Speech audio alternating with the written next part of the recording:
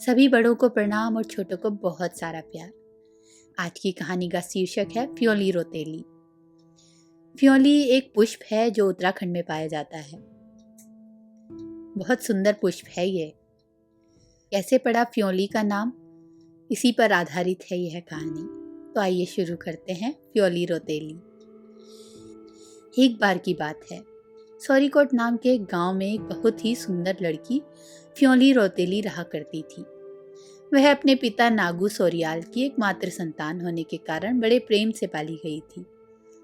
प्रातः काल में उसके पिता अपने कुल देवता की आराधना में मग्न थे और फ्योली अपने सपनों के राजकुमार के स्वप्न में। शंख बजता और फ्योली की आंखें खुलती। खिड़की से आती हुई धूप फ्योली की सुंदरता को और बढ़ा देती।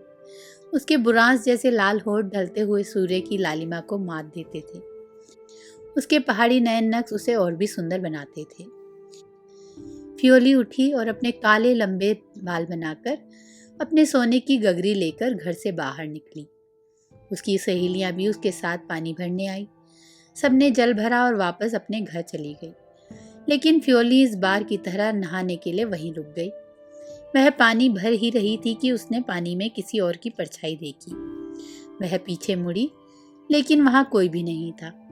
ऊपर की ओर देखने पर उसने पाया कि एक आकर्षक युवक पेड़ की डाल पर बैठा फूलों की माला बना रहा है।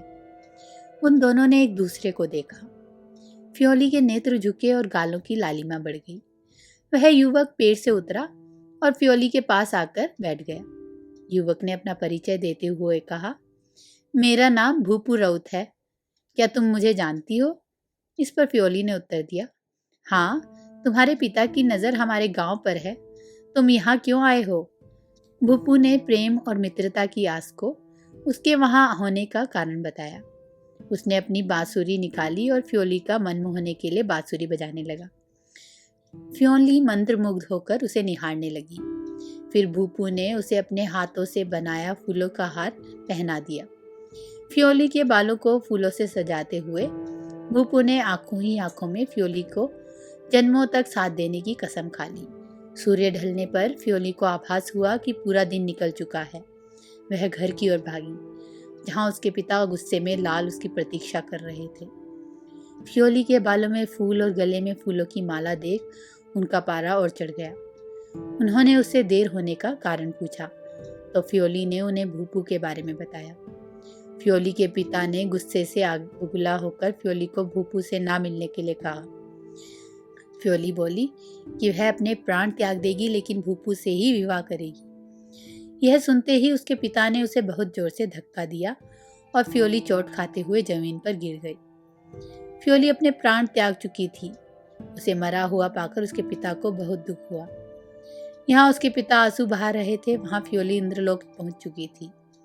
सारे देवताओं को उसके लिए बुरा लगा, इसलिए इंद्र ने उसे वरदान दिया कि धरती पर उसे कोई नहीं भूलेगा। चैत्र मास में उसकी पूजा होगी, सब उसके गीत गाएंगे और कुल देवता की पूजा के समय उसे द्वार पर रखा जाएगा। धरती पर फ्योली के नाम से एक पीला फूल उगा, जो कि आज भी इसके नाम से उत्तराखंड में प्रसिद्ध है। आशा करती हूँ आपको यह कहानी पसंद आई होगी। धन्यवाद।